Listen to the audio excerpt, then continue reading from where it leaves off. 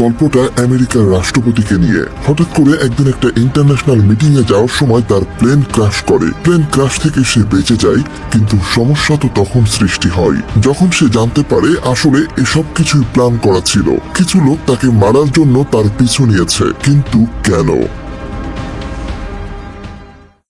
গল্পের শুরুতে আমরা একটা ছোট্ট ছেলে আর তার বাবাকে দেখতে পাই। এই ছেলেটার নাম অস্কার আর তার বাবা টাপিও। টাপিও তার ছেলেকে নিয়ে একটা পুরানো বাড়িতে ঢোকে, আর সেখানে তাদের সামনে অনেকগুলো ছবি টানানো ছিল। টাপিও তার ছেলেকে জিজ্ঞেস করে, তুমি কি এদের মধ্যে কাউকে চেনো? তখন অস্কার একটা ছবির দিকে ইশারা করে বলে, হ্যাঁ, এটা তোমার ছবি। টাপিও তখন বলতে শুরু করে, তাদের ফ্যামিলি প্রথা অনুযায়ী 13 বছর হলেই সব ছেলেকে একটা কঠিন পরীক্ষা দিতে হয়, আর সেটা হলো 13তম জন্মদিনে তাদেরকে জঙ্গল থেকে একটা শিকার করে আনতে হয়, সেটা সম্পূর্ণ একা। টাপিও আরো বলে, আমার যখন 13 বছর বয়স হয়েছিল আমি শিকারের পরে এই ছবিটা তুলেছিলাম, আর ঠিক তেমন ভাবে এখানে আমার বাবা এবং তাদের বাবা সহ আমাদের বংশের সব পুরুষদের প্রথম শিকারের ছবি টানানো আছে, আর তাই আমি চাই তুমি আমার পূর্বপুরুষদের মতো একজন সাহসী শিকারী হও। এরপর দেখা যায় টাপিও তার ছেলেকে নিয়ে গাড়িতে করে জঙ্গলের দিকে যেতে শুরু করে। টাপিও তার ছেলেকে একটা ম্যাপ দেয়, আর সেখানে ম্যাপের মধ্যে একটা জায়গায় লাল চিহ্ন আঁকা ছিল। টাপিও বলে, এটাই তোমার শিকারের জায়গা। টাপিওদের সাথে তাদের সম্প্রদায়ের আরো কিছু লোক ছিল, আর কিছুক্ষণ পর তারা একটা নির্দিষ্ট জায়গায় পৌঁছালে সবাই মিলে সেখানে ক্যাম্প করার সিদ্ধান্ত নেয়। আর তখন তাদের মধ্যে সব থেকে বয়স্ক লোকটা উপরের দিকে গুলি ছুড়ে সবাইকে এক জায়গায় জড়ো করে আর বলে, এখন থেকে তাদের শিকারের সময় শুরু হচ্ছে। আর ওই বৃদ্ধ লোকটা বলে, আজ আমাদের সাথে এখানে টাপিওর ছেলে অস্কারও এসেছে পরীক্ষা দিতে, কিন্তু বাকি সবার মতো অবশ্যই তাকেও কঠিন পরীক্ষার মধ্য দিয়ে যেতে হবে। কিন্তু যখন অস্কারকে সবার সামনে ধনুক টেনে দেখাতে বলা হয়, সে ঠিকভাবে সেটা করতে পারছিল না। তাই সেখানে থাকা টাপিওর বন্ধুরা তাকে বলে, তোমার ছেলে হয়তো এখনো প্রস্তুত না, তাই তাকে বাড়িতে রেখে এসো। কিন্তু টাপিও বলে, আমি আমার ছেলের বয়সী থাকতে প্রথম শিকার করেছি, সবাই বলেছিল আমি প্রস্তুত না, কিন্তু আজকে দেখো আমি তোমাদের মধ্যে সব থেকে ভালো শিকারী। টাপিওর কথা শুনে তখন বাকিরা অস্কারকে এই পরীক্ষা দেওয়ার অনুমতি দেয়। এরপর অস্কার একটা গাড়ি নিয়ে সেখান থেকে তার শিকারের উদ্দেশ্যে রওনা দেয়।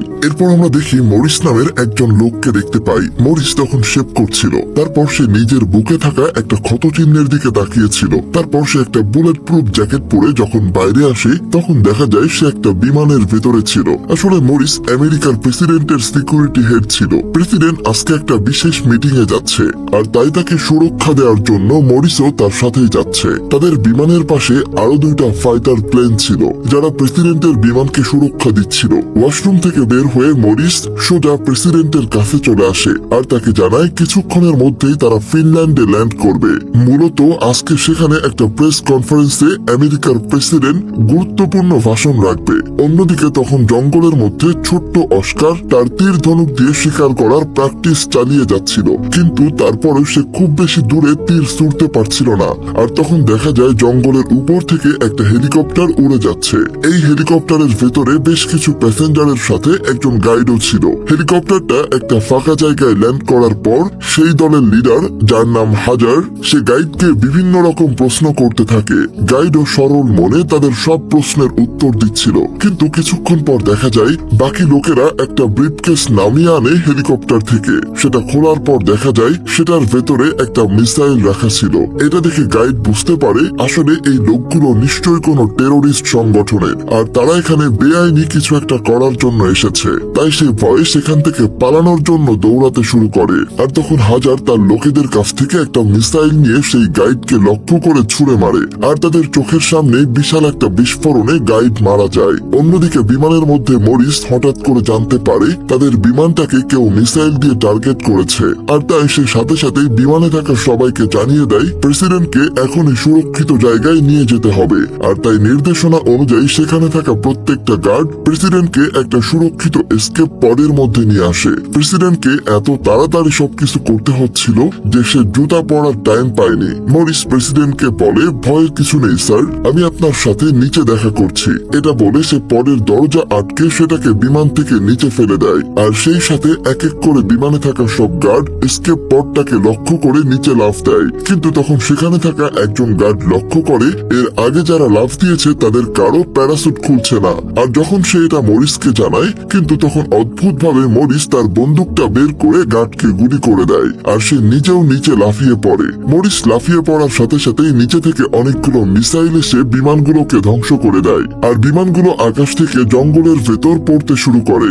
এদিকে নিচে তখন অস্কার তার শিকার খুঁজে বেড়াচ্ছিল, আর তখন এসে দেখতে পায় তার উপর থেকে বিশাল একটা বিমানের ধ্বংসাবশেষ উপর থেকে ঠিক তার দিকেই ছুটে আসছে। কিন্তু ভাগ্য ভালো থাকায় সেটা অল্পের জন্য তার মাথার উপর দিয়ে গিয়ে সামনে পড়ে, আর অস্কার অল্পের জন্য প্রাণে বেঁচে যায়। অন্যদিকে তখন ওয়াশিংটন ডিসিতে হেডকোয়ার্টারে থাকা প্রত্যেকটা অফিসার জানতে পারে প্রেসিডেন্টের বিমানে হামলা হয়েছে, কিন্তু প্রেসিডেন্টকে সুরক্ষিতভাবে জঙ্গলে ল্যান্ড করানো হয়েছে, কিন্তু তারা কেউ এখনো প্রেসিডেন্টের সঠিক লোকেশন জানে না। আর তখন সেখানে থাকা ভাইস প্রেসিডেন্ট ওই রুমে থাকা একজন স্পেশাল এজেন্টের সাথে কথা বলে, যার নাম হারবার্ড। আসলে হারবার্ড একটা সময় সিআইএর এজেন্ট ছিল, কিন্তু বর্তমানে সে প্রেসিডেন্টের সুরক্ষার কাজ করছে। হারবার্ড ভাইস প্রেসিডেন্টকে বোঝানোর চেষ্টা করে এটা খুবই সিরিয়াস একটা ব্যাপার, কারণ নিশ্চয়ই এর মধ্যে কোনো টেরোরিস্টের হাত আছে। কিন্তু ভাইস প্রেসিডেন্ট তার কথা কিছুতেই কানে নিতে চাচ্ছিল না। সে বারবার বলতে থাকে, তো কিছু একটা হলেই তোমরা টেরোরিস্টদের উপর দোষ চাপাতে ব্যস্ত হয়ে পড়ো, এটা তো বিমানের কোনো যান্ত্রিক ত্রুটির কারণেও ঘটতে পারে। কিন্তু হারবার্ড তাকে বোঝানোর চেষ্টা করে, যদি যান্ত্রিক ত্রুটি থাকতো তাহলে যে কোনো একটা বিমানে হতে পারে, একই সাথে তিনটা বিমানে কিভাবে যান্ত্রিক ত্রুটি হওয়া সম্ভব। তাই হারবার্ড বলে, আমাদের এখন প্রধান লক্ষ্য হওয়া উচিত যে কোনোভাবেই হোক প্রেসিডেন্টকে ফিরিয়ে আনা। তখন আমরা দেখতে পাই জঙ্গলের গাছের মধ্যে মরিসের প্যারাসুট আটকে ছিল। সে কোনোভাবে নিজেকে মুক্ত করে সেখান থেকে নিচে নামে, আর জঙ্গলের ভেতরে নেমে সে বারবার ফোনে কারোর সাথে যোগাযোগ করার চেষ্টা করছিল, কিন্তু জঙ্গলের ভেতর সে যোগাযোগ করতে পারছিল না। এদিকে জঙ্গলের অন্য প্রান্তে তখন অস্কার একটা বক্সের মতো কিছু একটা দেখে ভয়ে ভয়ে সেদিকে এগিয়ে যায়। আসলে এটা ছিল প্রেসিডেন্টের এসকেপ পড, কিন্তু এরকম কিছু এর আগে অস্কার কখনো দেখেনি। আর সেই সাথে অদ্ভুত আকৃতির কারণে অস্কার মনে মনে ভাবছিল এটা হয়তো কোনো এলিয়ান স্পেসশিপ। সে ভালোভাবে দেখার জন্য কাছে গেলে প্রেসিডেন্ট তাকে জানালায় একটা কোড লিখে ইশারায় গেটটা খুলতে বলে, আর অস্কার প্রেসিডেন্টের দেওয়া কোড দিয়ে পডের দরজা খুলে ফেলে। প্রেসিডেন্টকে দেখে অস্কার ভয় সেখান থেকে দৌড়ে পালিয়ে যায়। প্রেসিডেন্ট বাইরে বের হয়ে আসলে পাশাপাশি কাউকে দেখতে পাচ্ছিল না। হঠাৎ করে তার সামনে একটা খেলনা টেলিফোন ছুঁড়ে মারে অস্কার। তার এখনো বিশ্বাস হচ্ছিল না এটা কোনো মানুষ হতে পারে। সে ভাবছিল হয়তো অন্য গ্রহের কোনো প্রাণী এখানে এসেছে। আর সে একটা গ্রামে থাকে, তাই আমেরিকার প্রেসিডেন্টকেও সে ঠিকভাবে চেনে না। তাই কিছুক্ষণ পর অস্কার প্রেসিডেন্টের দিকে ধনুক তাক করে, আর তাকে জিজ্ঞেস করে, সত্যি করে বলো তুমি কোন গ্রহ থেকে এসেছো। প্রেসিডেন্ট তখন তার আসল পরিচয় দেয়, কিন্তু অস্কার তার কথা বিশ্বাস করছিল না। তাই তখন বাধ্য হয়ে প্রেসিডেন্ট উইলিয়াম তার পাসপোর্টটা অস্কারের দিকে ছুঁড়ে মারে। অস্কার তখন পাসপোর্টটা হাতে নিয়ে সেটাকে মন দিয়ে দেখে বুঝতে পারে হয়তো প্রেসিডেন্ট সত্যি কথাই বলছে। অন্যদিকে তখন কন্ট্রোল রুমে ভাইস প্রেসিডেন্ট আর বাকি সিকিউরিটি অফিসাররা প্রেসিডেন্টকে রক্ষা করার জন্য তার এসকেপ পথটার লোকেশন বের করে ফেলে, আর সেখানে একটা রেস্কিউ টিম পাঠিয়ে দেয়। আর তখন দেখা যায় সেই জঙ্গলের পাশে একটা কৃষক হঠাৎ করে বিপ বিপ শব্দ শুনে তার বাড়ি থেকে বের হয়ে এসেছে। সে ভয়ে ভয়ে চারপাশটা ভালোভাবে দেখে নেয়, আর তখন সেখানে সে একটা ইলেকট্রনিক ডিভাইস খুঁজে পায়। আসলে এটাই ছিল সেই ট্র্যাকিং ডিভাইস। বিমান ধ্বংস হওয়ার পর সেটা উড়ে এসে এই কৃষকের বাড়িতে পড়েছিল, আর তাই কন্ট্রোল রুম থেকে পাঠানো রেস্কিউ টিম সেই কৃষকের বাড়ির উপরে চলে আসে। আর তখন ভাইস প্রেসিডেন্ট অনেক চিন্তায় পড়ে যায়, কারণ প্রেসিডেন্টকে রক্ষা করার একমাত্র পথটাও এখন বন্ধ হয়ে গেছে। এদিকে তখন মরিসকে দেখা যায় সেই টেরোরিস্ট সংগঠনের লোকগুলোর সাথে প্রেসিডেন্টের এসকেপ পডের সামনে দাঁড়িয়ে আছে। আর এই থেকে বোঝা যায় আসলে এই সবকিছু মরিসের প্ল্যানই ছিল। সেই প্রেসিডেন্টকে এখানে এনে মেরে ফেলতে চেয়েছে, কিন্তু এসকেপ পড খোলার পর তারা সবাই দেখে ভেতরে প্রেসিডেন্ট নেই। তখন মরিস খেয়াল করে পডের বাইরে মাটিতে একটা জুতার ছাপ দেখা যাচ্ছে, কিন্তু সেটা প্রেসিডেন্টের জুতা না। আর তাই তখন তারা বুঝতে পারে এখানে আরো কেউ ছিল যে প্রেসিডেন্টকে সাহায্য করেছে। আর তখন মরিস সাথে সাথে সেখানে থাকা দুজন গার্ডকে গুলি করে মেরে ফেলে, কারণ তাদের কাজ ছিল প্রেসিডেন্টের পড জঙ্গলে নামার সাথে সাথেই এখানে এসে সেটা পাহারা দেওয়া, কিন্তু তারা তাদের কাজ ঠিকভাবে করতে পারেনি। এরপর মরিস এই টেরোরিস্টের হেড, যার নাম হেজার্ড, তাকে বলে যত দ্রুত সম্ভব প্রেসিডেন্টকে খুঁজে বের করে শেষ করতে হবে, তা না হলে আমরা সবাই ফেসে যাব, কারণ কিছুক্ষণের মধ্যেই কন্ট্রোল রুম থেকে আরো সার্চ টিম পাঠানো হবে। অন্যদিকে তখন অস্কার প্রেসিডেন্টকে বলে, আমি একজন শিকারী, তাই তুমি যতক্ষণ আমার সাথে আছো তোমার কোনো ভয় নেই। প্রেসিডেন্ট এই জঙ্গলের কিছুই চিনত না, আর তাই বাধ্য হয়ে তাকে এই ছোট্ট বাচ্চা বাচ্চার সব কথাই মেনে নিতে হয়। এরপর অস্কার তার গাড়ি নিয়ে একটা উঁচু পাহাড়ের উপরে চলে আসে আর সেখানে এসে আগুন জ্বালায়। প্রেসিডেন্টের কাছে এসকেপ পর থেকে আনা কিছু খাবার ছিল, তারা দুজন মিলে সেই খাবারগুলো খেতে শুরু করে। আর তখন প্রেসিডেন্টকে অস্কার জিজ্ঞেস করে তার ম্যাপের লাল চিহ্নিত জায়গাটাতে আসলে কি আছে। অস্কার জানায় সেই লাল চিহ্নিত জায়গাটাতে শিকার পাওয়া যাবে, কিন্তু প্রেসিডেন্ট কিছুতেই বুঝতে পারছিল না এত ছোট একটা বাচ্চা শিকার করার জন্য এত অস্থির কেন। আর তখন অস্কার বোঝায় আমাদের গ্রামের নিয়ম অনুযায়ী কোনো ছেলেকে শিকারী হতে গেলে এমনকি সুপুরুষ হওয়ার জন্য শিকার করতে হয়, আর তার প্রথম শিকার তাকে নিজেই করতে হবে, আর এজন্যই সে শিকার করতে যাচ্ছে। প্রেসিডেন্ট অস্কারের কথা শুনে বুঝতে পারে এই বাচ্চাটা ছোট হলেও তার সাহসের কোনো কমতি নেই। আর এরপর তারা দুজনে মন খুলে বেশ কিছুক্ষণ কথা বলে। পরদিন সকালে প্রেসিডেন্টের ঘুম ভাঙে কোনো এক ভয়ানক শব্দে। তার মনে হচ্ছিল তার কানের পাশেই যেন একটা ভাল্লুক চিৎকার করছে, কিন্তু ঘুম থেকে উঠে প্রেসিডেন্ট দেখে আসলে এই শব্দটা অস্কার করছিল। তারপর অস্কার তাকে বলে এখন আমাদের শিকার করতে যেতে হবে, আর তারা দুজন অস্কারের বাবার চিহ্নিত জায়গার দিকে যেতে শুরু করে। অন্যদিকে মরিস আর তার সহকারীরা সারা রাত ধরে প্রেসিডেন্টকে খুঁজে জঙ্গলের মধ্যে যখন পাচ্ছিল না, তখন তাদের কানে অস্কারের শব্দ আসে আর তারা সেদিকে তাকিয়ে দেখে সেখান থেকে ধোঁয়া উঠছে। আসলে এটা ছিল অস্কারদের জ্বালানো আগুনের ধোঁয়া। আর এটা দেখে মরিস বুঝতে পারে প্রেসিডেন্ট কোথায় আছে। এদিকে অস্কার আর প্রেসিডেন্ট যখন তাদের ম্যাপের চিহ্নিত লাল জায়গাটায় চলে আসে, সেখানে অস্কার একটা ফ্রিজ দেখতে পায়। অবাক হয়ে সে যখন ফ্রিজের কাছে এগিয়ে আসে, তখন ভেতরে তাকিয়ে দেখে একটা হরিণের মাথা পড়ে আছে, আর সেই হরিণের মাথার মধ্যে একটা তীর গাঁথা আছে, সেই সাথে একটা চিঠি। অস্কার চিঠিটা খুললে দেখতে পায় সেখানে লেখা হ্যাপি বার্থডে। আসলে এই লেখাটা তার বাবার ছিল। অস্কারের জন্মদিন উপলক্ষে তার বাবা তাকে প্রথম শিকার উপহার দিয়েছে। এটা দেখে অস্কার অনেক অবাক হয়। আর ঠিক তখন প্রেসিডেন্ট পাহাড়ের চূড়ায় বিমানে থাকা তার একজন সিকিউরিটি অফিসারকে মৃত অবস্থায় পড়ে থাকতে দেখে। আসলে তারা বিমান থেকে ঝাঁপ দিয়েছিল ঠিকই, কিন্তু তাদের প্যারাসুট খোলেনি, তাই তারা নিচে পড়ে মারা গেছে। প্রেসিডেন্ট যখন এই বিষয়টা খেয়াল করে সেখানে আরো কয়েকজন অফিসার পড়ে আছে এবং তাদের কারো প্যারাসুট খোলেনি, তখন তার একটু সন্দেহ হয়। সে বুঝতে পারে কেউ এই দুর্ঘটনাটি ইচ্ছাকৃতভাবে ঘটিয়েছে, আর তাই তখন সে শব্দ শুনে লুকিয়ে নিচের দিকে তাকালে মরিস আর তার সাথে সেই টেরোরিস্টদেরকে দেখতে পায়। মরিসের সাথে টেরোরিস্টদেরকে দেখে প্রেসিডেন্টের আর বুঝতে বাকি থাকে না এই সব কিছু কে করেছে। তাই সে দ্রুত দৌড়ে আবারও অস্কারের কাছে আসে, কিন্তু সেখানে এসে দেখে অস্কার মন খারাপ করে কান্না করছে, কারণ অস্কারের বাবা তার জন্য এই শিকারটা করে রেখে গেছে। তার মানে তার বাবার হয়তো অস্কারের উপর ভরসা ছিল না যে সে একাই এই শিকারটা করতে পারবে। কিন্তু প্রেসিডেন্ট উইলিয়াম তাকে বোঝায় তোমার মন খারাপ করার কোনো দরকার নেই, অবশ্যই তোমার বাবা তোমাকে ভালোবাসে, সেজন্য এটা করেছে।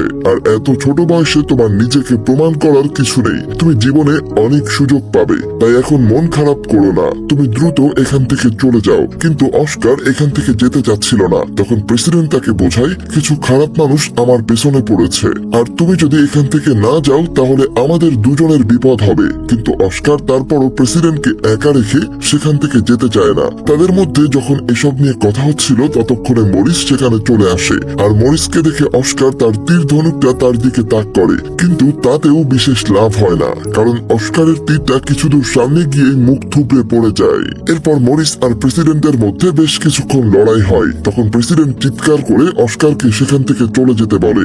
অস্কার প্রেসিডেন্টের কথা মতো সেখান থেকে দূরে চলে যায়। আর তখন সেই টেরোরিস্ট গ্রুপের লিডার হেজার্ড তার লোকেদেরকে নিয়ে সেখানে চলে আসে। ততক্ষণে কন্ট্রোল রুম থেকে স্যাটেলাইট ক্যামেরার মাধ্যমে তারা প্রেসিডেন্টের লোকেশন পেয়ে যায়। আর জঙ্গলে হেজার্ড ঠিক করে তারা প্রেসিডেন্টকে এখান থেকে জীবিত নিয়ে যাবে। আর তাই তখন তারা প্রেসিডেন্টকে বন্দুকের ভয় দেখিয়ে সেখানে থাকা ফ্রিজের ভেতরে ঢুকতে বাধ্য করে। অস্কার তখন কিছুটা দূর থেকে লুকিয়ে সবকিছু দেখছিল।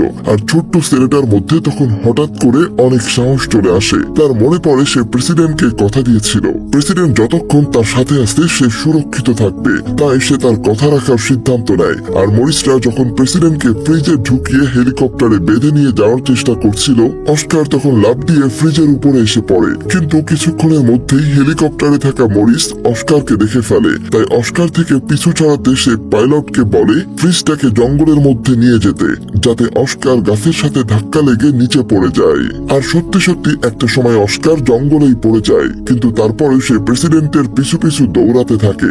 মরিস তখন উপর থেকে তাকে লক্ষ্য করে গুলি ছোড়ে, কিন্তু এতেও অস্কার ভয় না পেয়ে আবারও লাফ দিয়ে ফ্রিজের উপর এসে পড়ে।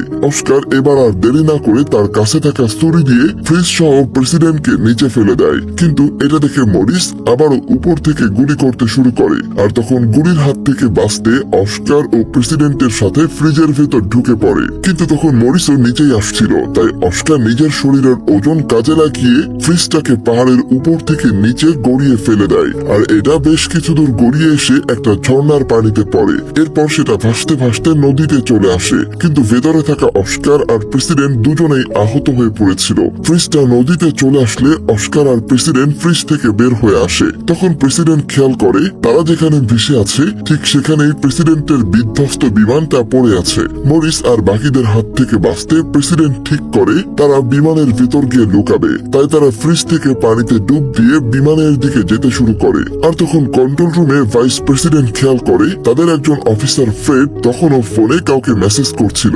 আসলে এই অফিসারের সাথে হ্যাজার্ডের যোগাযোগ ছিল, আর সে হ্যাজার্ডকে প্রেসিডেন্টের লোকেশন দিয়ে তাকে মেরে ফেলতে বলেছে।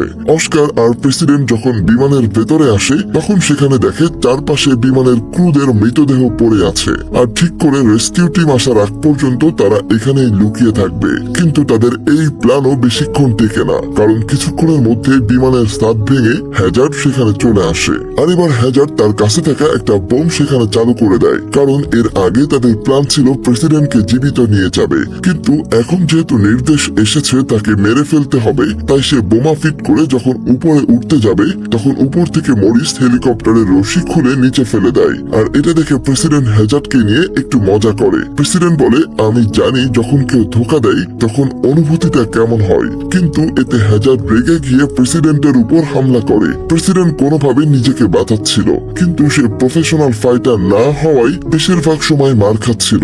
হ্যাজার্ড যখন প্রেসিডেন্টকে প্রায় মেরেই ফেলতে যাবে তখন অস্কার সেখানে থাকা একটা সিলিন্ডার দিয়ে হ্যাজার্ডের মাথায় বাড়ি মারে। আর তখন হ্যাজার্ড সেখানে পড়ে থাকা একটা বন্দুক তুলে নেয়, আর সেটা দিয়ে প্রেসিডেন্টকে গুলি করতে যাবে তখন প্রেসিডেন্ট পা দিয়ে তাকে আঘাত করে বন্দুকটা কেড়ে নেয়। আর এবার প্রেসিডেন্ট দেরি না করে বন্দুকের সবগুলো গুলি হ্যাজার্ডের বুকে গেঁথে দেয়। হেলিকপ্টার থেকে তখন মরিস অনবরত গুলি করে যাচ্ছিল যাতে প্রেসিডেন্ট সেখান থেকে বের হতে না পারে। তখন প্রেসিডেন্টের মাথায় একটা বুদ্ধি আসে, সে অস্কারকে নিয়ে পাইলটের সিটে গিয়ে বসে। আসলে এটা অত্যাধুনিক বিমান ছিল, তাই পাইলটের সিট দুর্ঘটনার সময় ইজেক্ট করার সুবিধা ছিল, আর তাই দেরি না করে প্রেসিডেন্ট আর অস্কার সিট ইজেক্ট করে দেয়। সাথে সাথেই তাদের সিটগুলো উপরে উড়ে আসে। মরিস এটা দেখে কিছুক্ষণের জন্য থমকে যায়, আর তখন এই সুযোগে অস্কার তার ধনুক দিয়ে মরিসের দিকে একটা তীর ছুঁড়ে মারে, কিন্তু অস্কার ছোট মানুষ হওয়ায় তার তীর তেমন জোর ছিল না, সেটা মরিসের বুকে গিয়ে একটা অল্প ধাক্কা দেয়। মরিস মনে করে তার কিছুই হয়নি, কিন্তু আসলে কিছুদিন আগেই তার বুকে পেসমেকার বসানো হয়েছিল, আর তাতেই হঠাৎ করে প্রচন্ড যন্ত্রণা করে ওঠে। মরিস ব্যালেন্স হারিয়ে নিচে পড়তে শুরু করে। ঠিক সেই মুহূর্তে নিচে থাকা বোমাটাও বিস্ফোরিত হয়। অস্কারের বাবা টেপিও অনেকক্ষণ ধরে তার সেলের জন্য অপেক্ষা করছিল। হঠাৎ করে সে দেখতে পায় আকাশ থেকে বৃষ্টি পড়ছে, কিন্তু বৃষ্টির সাথে বিশাল বিশাল মাছও পড়ছে উপর থেকে। আসলে বোমা বিস্ফোরণের কারণে নদীর সব পানি চারিদিকে ছড়িয়ে পড়েছিল, আর সেই সাথে মৃত মাছগুলো। আর তখন উপর থেকে প্যারাসুটে করে রেস্কিউ টিম সেখানে চলে আসে। তারা এসে টেপিওদেরকে টেরোরিস্ট সন্দেহ করে বন্দি করতে শুরু করে। আর তখন কন্ট্রোল রুমের সব অফিসাররা ভেবেই নিয়েছিল এই বোমা বিস্ফোরণের পর প্রেসিডেন্টের বেঁচে থাকা অসম্ভব, তাই তারা ভাইস প্রেসিডেন্টকে দায়িত্ব বুঝে নিতে বলে। কিন্তু তখনই হঠাৎ করে টেপিও আর তার সাথীরা খেয়াল করে আকাশ থেকে দুটো প্যারাসুট অদ্ভুতভাবে কিছু একটা তাদের সামনে এসে পড়ে, আর সেখান থেকে অস্কার বের হয়ে আসে, সেই সাথে আমেরিকার প্রেসিডেন্ট। ছেলেকে দেখে টেপিও ছুটে তার কাছে আসে, আর অস্কার এবার প্রেসিডেন্টের সাথে তার বাবার পরিচয় করিয়ে দেয়। প্রেসিডেন্ট টেপিওকে বলে, আমি জানি না তোমার ছেলে কত ভালো শিকারী, কিন্তু আমি এতটুকু জেনে গেছি তোমার এই ছেলে অনেক বেশি সাহসী, আর আজকে তার জন্যই আমি এখনো বেঁচে আছি। এরপর প্রেসিডেন্ট রেস্কিউ টিমের অফিসারদেরকে বলে টেপিও আর তার সঙ্গীদেরকে ছেড়ে দিতে। আমেরিকার কন্ট্রোল রুমে যখন সবাই জানতে পারে প্রেসিডেন্ট এখনো বেঁচে আছে তখন সেখানে সবাই খুশি হলেও দুজন খুশি হতে পারছিল না, আর তারা হলো ভাইস প্রেসিডেন্ট প্রেসিডেন্ট আর অফিসার ফ্রেড। আসলে প্রেসিডেন্টকে মেরে ফেলার পেছনে মূলত এরা দুজনেই ছিল, কিন্তু প্রেসিডেন্ট বেঁচে যাওয়ায় তারা এখন কি করবে সেটা নিয়ে কথা বলতে তারা ওয়াশরুমে আসে। ভাইস প্রেসিডেন্ট তখন অফিসার ফ্রেডকে বলে, তোমাকে একটা কাজ দিয়েছিলাম, সেটাও ঠিকঠাক ভাবে করতে পারলে না। এখন প্রেসিডেন্ট বেঁচে গেছে, যদি এই বিষয়ে ইনকোয়ারি হয় তাহলে আমরা সবাই ধরা পড়ে যাব। এটা শুনে অফিসার ফ্রেড সাথে সাথেই ভাইস প্রেসিডেন্টকে মেরে ফেলে, আর সেখানে এমন একটা পরিস্থিতি সাজায় যেন দেখে মনে হয় ভাইস প্রেসিডেন্ট নিজেই হ্যান্ড ওয়াশে পা পিছলে পড়ে মারা গেছে। আসলে ফ্রেড তাদের এই অপকর্মের কোনো প্রমাণ রাখতে চাচ্ছিল না। আর তখন টেপিওর সাথীরা অস্কার আর প্রেসিডেন্টের একটা ঐতিহাসিক ছবি তোলে। গল্পের শেষে দেখা যায় সেই ছবিটাই এখন অস্কারের বাড়ির দেওয়ালে ঝুলছে। গল্পটা এখানেই শেষ হয়ে যায়। তবে এখানে আমরা একটা জিনিস শিখতে পারি, জীবনে আপনি যত বড়ই হন না কেন, কাকে কখন আপনার প্রয়োজন হবে কেউ বলতে পারে না। তাই অবশ্যই সবার সাথে ভালো ব্যবহার করবেন। ময়মনসিংহ থেকে আমাদের গত ভিডিও দেখেছেন ইমন ভাই, ফরহাদ হোসেন ভাই দেখেছেন কুয়েত থেকে, টাঙ্গাইল থেকে আমাদের সাথে ছিলেন আকরামুল ইসলাম ভাই, চট্টগ্রাম থেকে দেখেছেন সিরাজ ভাই। আপনাদের সবার প্রতি অনেক অনেক ভালোবাসা রইল। আপনি কোথা থেকে ভিডিওটা দেখছেন সেটা আমাকে কমেন্ট করে জানাতে পারেন। আবারও ফিরবো ভিন্ন ধর্মী কোনো গল্প নিয়ে। ততক্ষণ পর্যন্ত আল্লাহ হাফেজ।